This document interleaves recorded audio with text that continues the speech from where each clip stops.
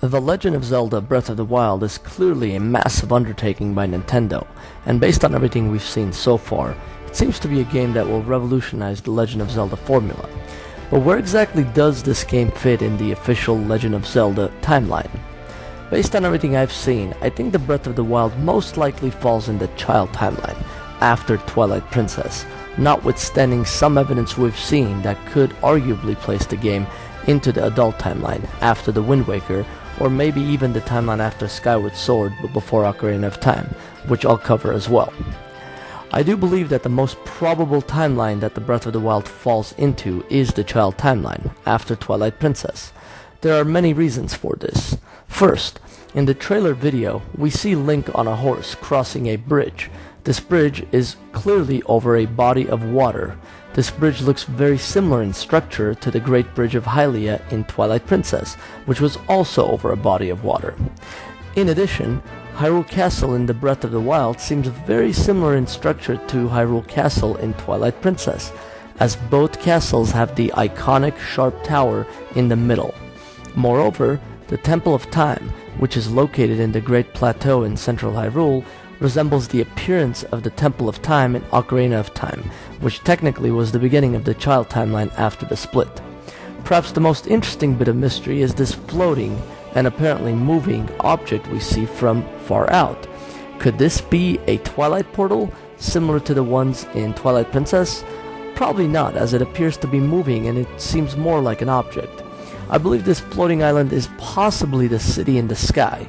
I suppose an argument could be made that it's Skyloft. However, I think that this is a lot more likely to be the city in the sky, or what used to be in the city in the sky, than Skyloft, because as we remember, Skyloft had a series of large islands floating above the clouds, and the islands were not all close in proximity, but rather were scattered throughout the sky. While the city in the sky also had small building type structures or islands scattered around, they were much closer to each other. Moreover, I believe Skyloft was more stationary, whereas this floating island seems to be moving, somewhat similar to the city in the sky, which was staying up with the help of propellers.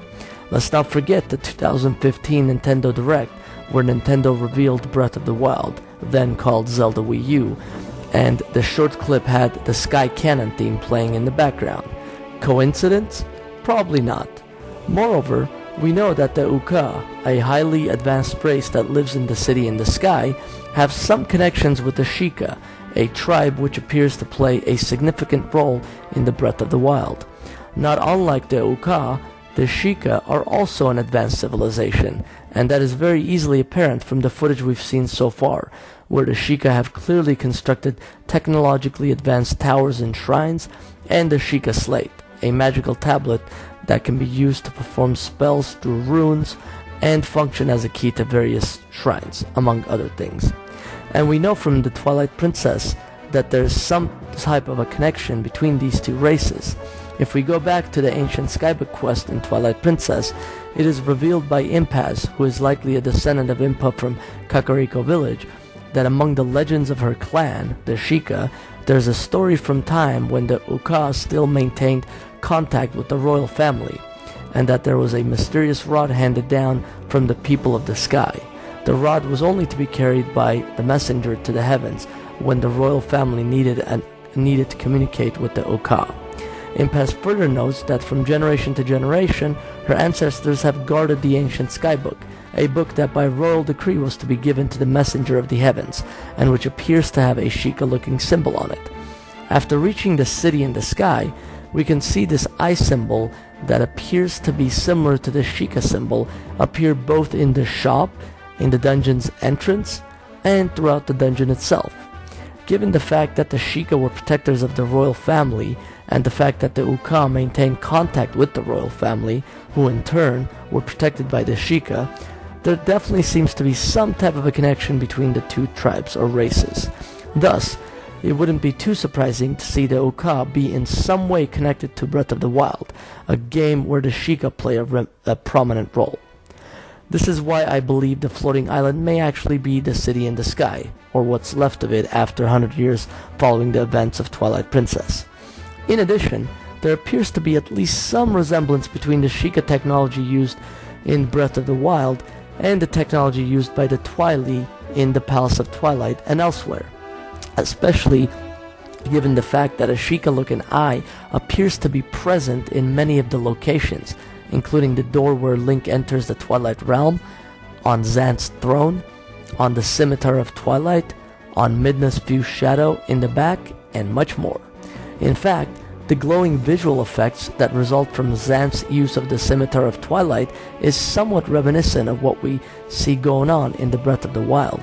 Moreover, we already know that the Interlopers, who attempted to control the Sacred Realm and ultimately the Triforce using magic and a powerful relic called the Fused Shadow, were eventually sealed up by the Light Spirits at the behest of the goddesses of Hyrule, and banished to the Twilight Realm. This banished tribe would eventually become the Twilight race.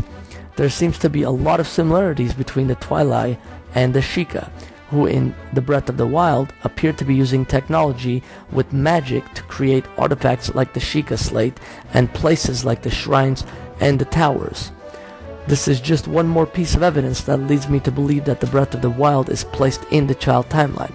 Of course, Eiji Aonuma has also said that there will be some "oh, I see" moments when playing Breath of the Wild, and that Wolf-Link amiibo function provides Link with a partner, Wolf-Link, although that may end up not being canon and just more of an amiibo functionality. Let's also not forget the smooth transition between Link riding on a horse in Twilight Princess HD and Link doing the same in Breath of the Wild in the Nintendo Direct from November 2015. Based on everything, I think the Breath of the Wild falls somewhere in the child timeline after Twilight Princess. Nevertheless, I believe there are other facts that point to other timelines, including the adult timeline after the Wind Waker and the timeline after Skyward Sword but before Ocarina of Time, so I do want to also address those issues.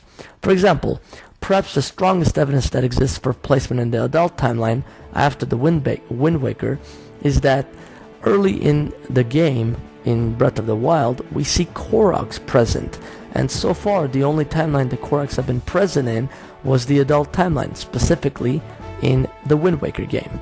In the Wind Waker, the Koroks, also known as Forest Spirits, were present in Forest Haven, and it is widely believed that they evolved from the Kokiri species, since the Great Deku Tree tells us that once upon a time, long ago, the Koroks took on human forms, but when they came to live in the sea, they took these shapes.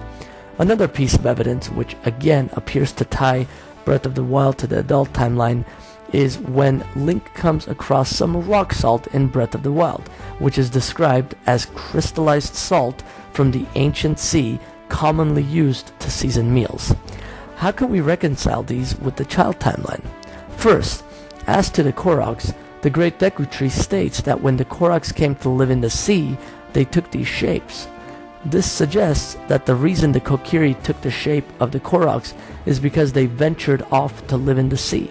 There's nothing in that statement by the Great Deku Tree precluding the Koroks from being in another timeline, as the reason given for the Koroks' transformation from their prior form to their current form is the fact that they went to live in the sea. Thus, if the Kokiri from Ocarina of Time ventured out and started living in some sea that existed in the child timeline, they would likely also be transformed to the Korok form. Since we've seen from the trailer for Breath of the Wild that there's a tropical area, possibly a sea, it's very possible that the Koroks, which were the Kokiri way back, evolved into their current form when they migrated to this sea in the child timeline. In fact, we can see from the map that one of the places near the Great Plateau is called the Forest of Spirits, which will likely feature many Koroks. The same reasoning applies to the rock salt, as there's nothing that suggests that the ancient sea referenced in Breath of the Wild is a reference to the Great Sea in the Wind Waker, especially since there appears to be some sort of a sea in Breath of the Wild. Another inconvenient fact is the presence of the old man, who appears to be trying to conceal his look. He looks very similar to the King of Hyrule in the Wind Waker, Daphne Snow-Hansen Hyrule. However, Eiji Aonuma himself noted that the reference to the old man was likely a reference to the original Legend of Zelda, especially since the Breath of the Wild is essentially an open-world game with vast exploration similar to the Legend of Zelda. Yet another fact that goes in favor of placing the Breath of the Wild in the adult timeline is the fact that the technology used by the Sheikah seems quite similar to the technology we found in the Tower of Gods in the Wind Waker.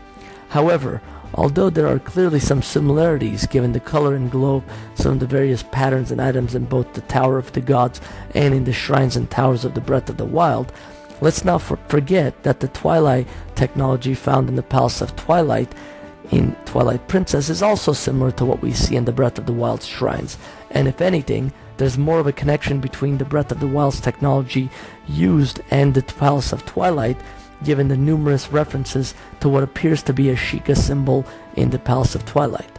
Another reason casting doubt about the Breath of the Wild falling in the adult timeline is the fact that there seems to be an abundance of wildlife and animals in this game. Where would all of these have come from if this game was after the Wind Waker?